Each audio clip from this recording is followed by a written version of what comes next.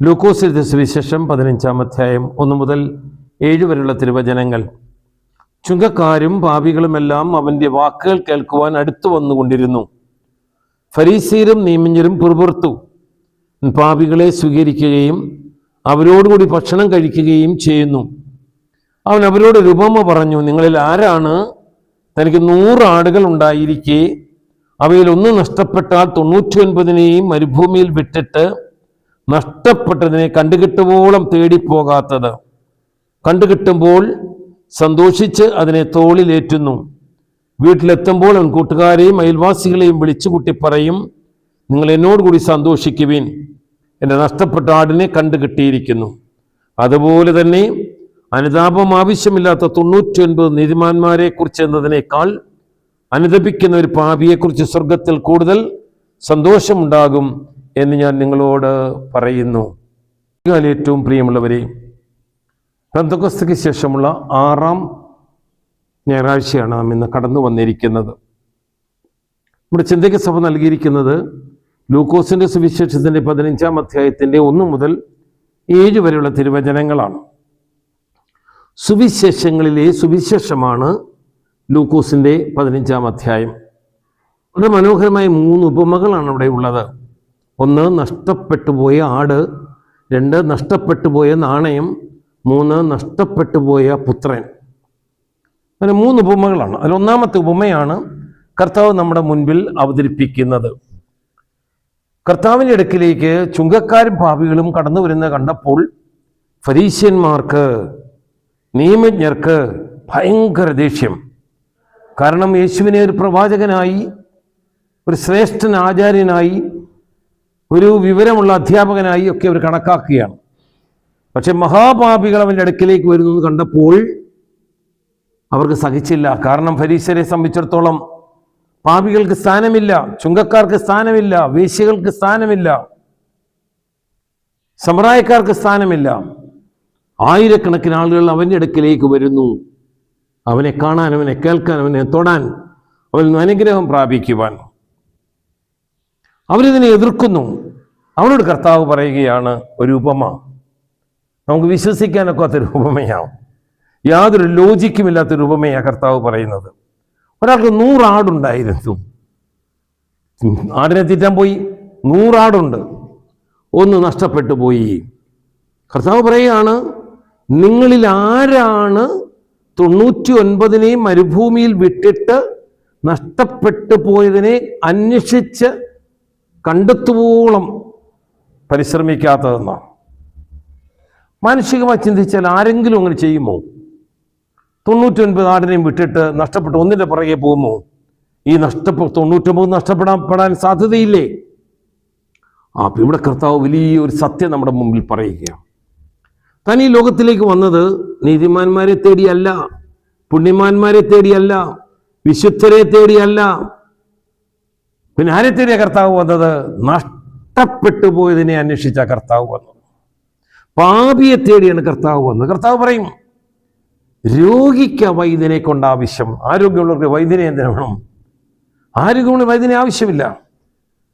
രോഗം വരുമ്പോഴാണ് നമ്മൾ വൈദ്യനെ അന്വേഷിക്കുന്നത്, ആശുപത്രിയിൽ പോകുന്നത്, മരുന്ന് കഴിക്കുന്നത്.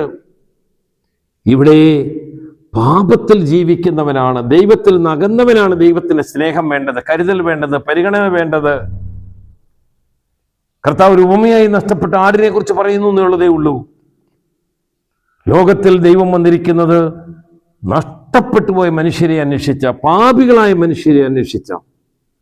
കാരണം രക്ഷ അവർക്കാണ് ആവശ്യം. മറ്റുള്ളവർ ആ നന്മയിൽ ജീവിക്കുന്നവരാ, പുണ്യത്തിൽ ജീവിക്കുന്നവരാ, 99 കൂട്ടായ്മയിൽ ജീവിക്കുന്നവരാ. ഒരുത്തൻ ഒറ്റയ്ക്കാണ്, അവൻ എവിടെയാണ്? അലഞ്ഞു നടക്കുകയാണ്. മുള്ളുകളിടയിലായിരിക്കാം, കുഴിയിലായിരിക്കാം, ശത്രുപക്ഷത്തായിരിക്കാം, വന്യമൃഗങ്ങളിടയിലായിരിക്കാം. അനേക സന്ദർഭങ്ങൾ അങ്ങനെയുണ്ട് പ്രിയ സഹോദരങ്ങളെ. ഇവിടെ ഒരുപാട് മക്കള് നഷ്ടപ്പെട്ടു പോകുന്നുണ്ട്. മാതാപിതാക്കൾ അറിയുന്നില്ല, അധ്യാപകർ അറിയുന്നില്ല, പുരോഹിതന്മാരെ അറിയുന്നില്ല, അറിയേണ്ടവരാരും അറിയുന്നില്ല. തിന്മയുടെ വഴിയിലൂടെ നടക്കുന്ന ഒരുപാട് കുഞ്ഞുങ്ങൾ, പാപത്തിന്റെ വഴിയിലൂടെ നടക്കുന്ന ഒരുപാട് കുഞ്ഞുങ്ങൾ, മദ്യത്തിന് അടിമയാകുന്നവർ, മയക്കുമരുന്നിന് അടിമയാകുന്നവർ, ലൈംഗികമായി ചൂഷണം ചെയ്യപ്പെടുന്നവർ, പാപികളുടെ കരങ്ങളിലെ വെറും പാവകളായി മാറുന്ന കുഞ്ഞുങ്ങൾ, സ്കൂളുകളിൽ, ജോലിസ്ഥലങ്ങളിൽ പീഡിപ്പിക്കപ്പെടുന്നവർ, മനുഷ്യരാരോടും പറയാനൊക്കാത്ത വിധത്തിൽ അത്രമാത്രം ഭയപ്പെട്ട് ജീവിക്കുന്ന മനുഷ്യർ, ഇവിടേക്ക് ഏക ആശ്വാസം യേശുവാണ്. യേശു എന്ന രക്ഷകനാണ്, യേശു എന്ന വൈദ്യനാണ്, യേശു എന്ന ഗുരുവാണ്. അവൻ നമ്മളെ അന്വേഷിച്ച് വരുന്നവനാണ്. പാപിക്ക് ആശ്വാസത്തിന് വകയുണ്ട്. ഒരു പാപി പോലും നശിച്ചു പോകാൻ ദൈവം ആഗ്രഹിക്കുന്നില്ല. യോഹന്നാൻ പറയും, അവനിൽ വിശ്വസിക്കുന്ന ഒരുവൻ പോലും നഷ്ടപ്പെടാതെ നിത്യജീവൻ പ്രാപിക്കേണ്ടതിന് യേശു ലോകത്തിലേക്ക് വന്നു. അത്രമാത്രം ദൈവം ലോകത്തെ സ്നേഹിക്കുന്നു. പാപിയുടെ മാനസാന്തരമാണ് യേശുവിൻ്റെ ഏക ലക്ഷ്യം. കർത്താവിനെ ഒരു പ്രാവശ്യം ഒന്ന് വിളിക്കുന്നവരെ ഒരിക്കലും ദൈവം കൈവിട്ടിട്ടില്ല. കർത്താവേ എന്ന് വിളിച്ചാൽ മതി. തൻ്റെ പരസ്യ ജീവിതകാലത്ത് എവിടെയെങ്കിലും നിന്ന് വിളിച്ചവര് ഓടി കർത്താവിനെ കാണാൻ നിന്ന സക്കേബൂസ്, കർത്താവിന്റെ അടുക്കിലേക്ക് വന്നവന്റെ കാൽക്കലിരുന്ന് കരഞ്ഞ മഗ്ദലേന മറിയം, അവനോട് സഹായം ആവശ്യ നല്ല കള്ളൻ, നിന്റെ രാജ്യത്തിലും എന്നെയും ഓർക്കണമേ.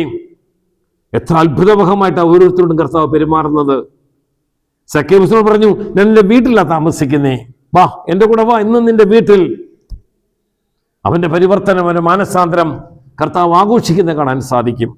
ആ കർത്താവ് പറഞ്ഞത്, ഒരുവൻ മാനസാന്തരം സ്വർഗത്തിൽ ഭയങ്കരമായി സന്തോഷമുണ്ടാകും. മഗ്ദലേന മറിയം പാപിനിയ സ്ത്രീയാണ്, വ്യഭിചാരത്തിൽ പിടിക്കപ്പെട്ട സ്ത്രീയാണ്. കർത്താവ് ചോദിച്ചു, നിങ്ങൾ പാപമില്ലാത്തവൻ കല്ലെറിയട്ടെ.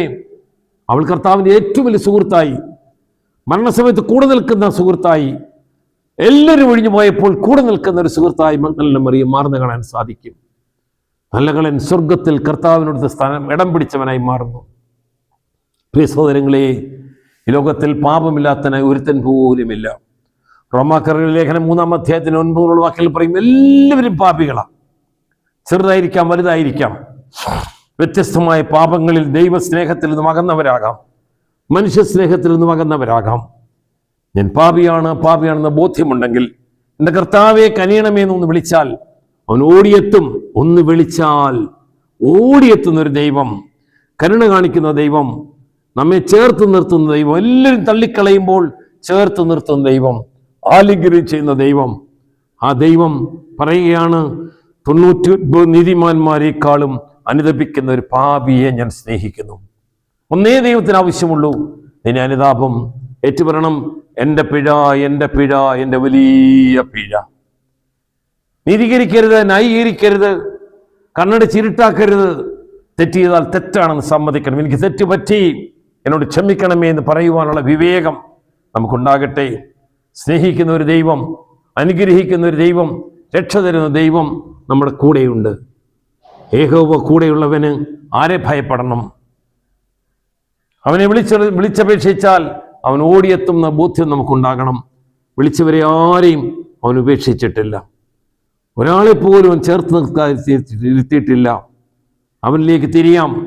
പാപത്തിൻ്റെ വഴിയിൽ നിന്ന്, ലോകത്തിൻ്റെ വഴിയിൽ നിന്ന്, പിശാചിൻ്റെ കൂടാരത്തിൽ നിന്നും യേശുവിൻ്റെ ഹൃദയത്തിലേക്ക് തിരിയുവാൻ നമുക്ക് സാധിക്കട്ടെ. അനുതാപത്തിൻ്റെ വഴിയാണ് സ്വർഗത്തിൻ്റെ വഴി. ലോകത്തിന് 2 വഴികളേ ഉള്ളൂ. ഒന്ന് സ്വർഗത്തിലേക്കുള്ള വഴി, 2 നരകത്തിലേക്കുള്ള വഴി. നരകത്തിലേക്ക് വഴിയിൽ തിരിഞ്ഞിട്ടുണ്ടെങ്കിൽ തിരിഞ്ഞ്, മറ്റൊന്നായ മനസ്സ് തിരിഞ്ഞ് ക്രിസ്തുവിലേക്ക് വരുവാൻ, ക്രിസ്തുവിൻ്റെ സ്വന്തമായി തീരുവാൻ കൃപ തരണമേ എന്ന് പ്രാർത്ഥിക്കാം. സർവശക്തനായ ദൈവം അനുതാപത്തിൻ്റെ ആത്മാവിനെ തന്ന് നമ്മളെല്ലാവരെയും സഹായിച്ച് അനുഗ്രഹിക്കട്ടെ.